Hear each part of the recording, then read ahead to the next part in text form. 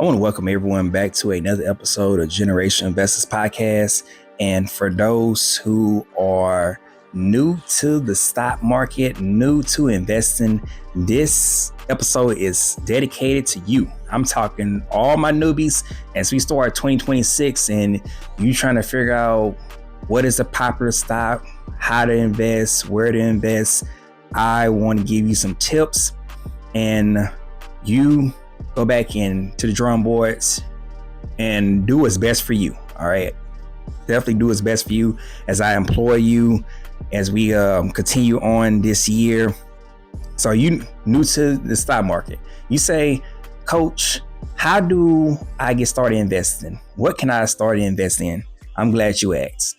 First, the thing you want to do is if you have any debt, you got to prepare for it. And how do you prepare for it? Starting that emergency fund. We know life happens. Life happens. And when I say things break down, tires need to be replaced, oil changes on our cars or whatever parts need to be fixed, maintenance, things in our houses or apartments or places that we stay in tend to just something happens, something crazy. It's called emergency for a reason. The goal is to save at least 3 to 6 months expense. They say, research says at least $1,000 to $2,000. So you want to save at least $1,000, $2,000. And you say, Coach, whoa, that's kind of a lot because things are expensive.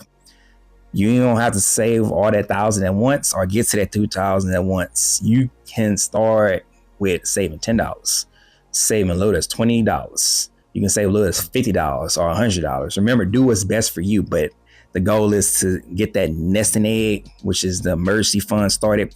Moving on to open a brokerage account. Remember, most of these apps you can download on your smart devices, whether you're an Apple user, iPhone user, Android, but brokerage account like Robinhood, like Sofa, like Webull, like Moomoo, all these brokerage accounts are 0%. And Fidelity, one that I'm invested in as well. So open that brokerage account.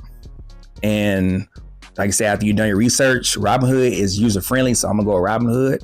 You set up your information and go through all that. And once you got all that information in, you are now free to open up and start investing. But after you open up your brokerage account, you got to fund your account. So just because you open it up, you can't start investing until you fund your account. So with Robinhood and other brokerage accounts like Robinhood, you can start as little as $1. That's right. It's crazy as it sounds. $1, $5, $10, whatever you can afford, right? After you have set that up and put that in place, now we can start to talk about what can we invest. The foundation is ETFs, okay? Exchange trade funds. I'll give you a list of them. BTI, remember, go ahead and do your homework on these.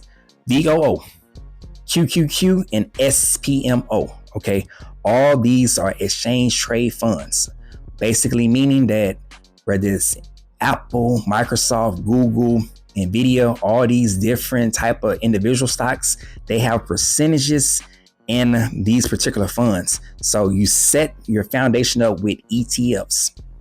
And if you want to get a little bit riskier, then you can get into individual stocks like the Apples, like Microsoft, Teslas, Amazons, and such. But get the foundation with ETFs. And these ETFs, what I like about them, diversification, and you get paid quarterly dividends.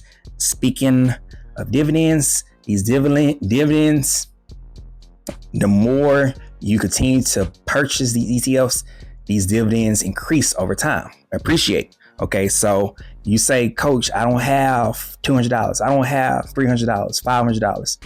Brings me to my next point. Fractional shares. Going back to $1, $5, $10. Okay, $50. That's fractional shares. Going from fractional shares, then you can automate. every time you get paid, whether that's every 2 weeks, every month. Do what's best for you. The key is being consistent. That's the goal. But automate every paycheck. That's how you pay yourself. A lot of people forget about paying themselves. They pay everybody else. They pay the bills, pay the mortgage, pay the rent. Gotta pay yourself. And this is how you can pay yourself, by taking that percentage of your paycheck, no matter how little or how much, but just taking a percent and automate it, knowing that, okay, after I pay my bills, I know how much money is coming out of my check from or for investing, because I already said it. It's called set and forget it. Okay. And then you reinvest these dividends. That's the key. You can go into all these different apps they got in their settings where it's called the drip. Okay. The drip is just dividend reinvesting, just reinvest and creating, they call it compound interest, which creates and get bigger and bigger over time after you continue to be consistent with your investing. Okay. So it's not a one-time thing. It's not a two-time thing. It's not a three. This is a continuous thing that's going to create generational wealth. And before you know it, you going to not only it builds good habits, it only builds good disciplines, but you're going to see that appreciation and that ROI, which is return on investing. That's what you want to see. You want to see your money making you money. And with this inflation, we all need to have our money working hard for us. So let me know in the comment below by typing new money. That's right, new money. We got to create that new money and rinse and repeat. Rinse and repeat.